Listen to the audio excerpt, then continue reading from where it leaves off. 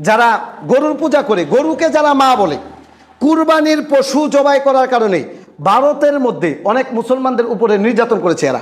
এই যে কুরবানি সামনে আসতেছে, আল্লাহ জানে সামনের কুরবানিতে তারা কি করে।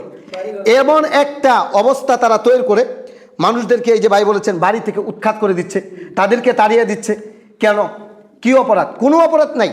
অপরাধ একটাই, তারা সাক্ষী দিয়েছে লা ইলাহা ইল্লাল্লাহ, তারা বলেছে আমরা ইসলাম ধর্ম মানি। এই একটা অপরাধের কারণেই তাদের উপরে মুশরিকরা খেপে আছে।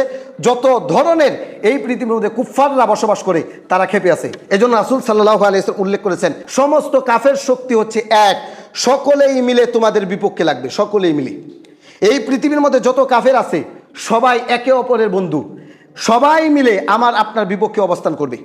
এটা শেষ জামানায় হবে এবং বর্তমানে হচ্ছে। হাদিস আপনাদেরকে বলি, যে হাদিসটা রাসূল সাল্লাল্লাহু আলাইহি ওয়াসাল্লাম 1450 বছর পূর্বে বলে গেছেন, হিন্দুদের সাথে একটা যুদ্ধ হবে, যেই যুদ্ধের নাম হচ্ছে গাউজাতুল হিন্দ। এমন একটা যুদ্ধ হবে, যারা এই যে গরু পূজারী যারা হিন্দু, তাদের সাথে একটা মুসলমানদের যুদ্ধ হবে। সারা বিশ্বের মুসলমান একদিকে, হিন্দু সম্প্রদায় একদিকে। এই একটা যুদ্ধ হবে, যেই যুদ্ধটা সামনে আসতেছে।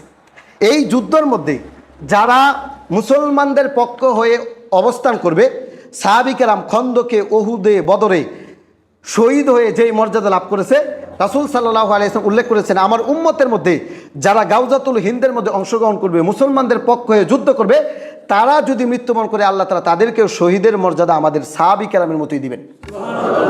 সেই যুদ্ধটা সামনে আসতেছে, এটা লাগবে লাগবে অবস্থা। যদি হিন্দুদের অবস্থা দেখেন, বর্তমান সময়ে যে ইন্ডিয়ার মধ্যে উগ্রবাদী হিন্দু, মুসলমানদের মুখে দাড়ি, জয় শ্রীরাম জুড়ে জুড়ে তাদেরকে বলাচ্ছে, পিটিয়ে বলাচ্ছে। বুরকা পরিহিতা নারী, তাদেরকে বুরকা খুলে অপমান, লাঞ্ছিত, বঞ্চিত করতেছে, নির্যাতন করতেছে, গোবর মুখের মধ্যে দিয়ে দিচ্ছে, তাদের মুখের উপরে গরুর চেনা দিয়ে দিচ্ছে। কেন? কারণ হচ্ছে একটা যুদ্ধ লাগবে, আপনি না চাইলেও সে যুদ্ধ হবে। এটা আপনি যদি নাও চান যে না আমি যুদ্ধ করবো না, আমি শান্তিপ্রিয় মানুষ, যুদ্ধ টুদ্ধ আমার দরকার নাই, সুবহানাল্লাহ মসজিদে কোনায় বসবো আর চেলচেলায় জান্নাতে চলে যাব, সম্ভব না। আপনার উপরে এই যুদ্ধ চাপানো হবে, এটা আসবে। এবং এটা রাসূল বলে গেছেন। কে বলেছেন? রাসূল বলেছেন। এই জন্য প্রস্তুতি গ্রহণ করা, রে ভাইয়ের আমার, এখনই প্রস্তুতি গ্রহণ করতে হবে।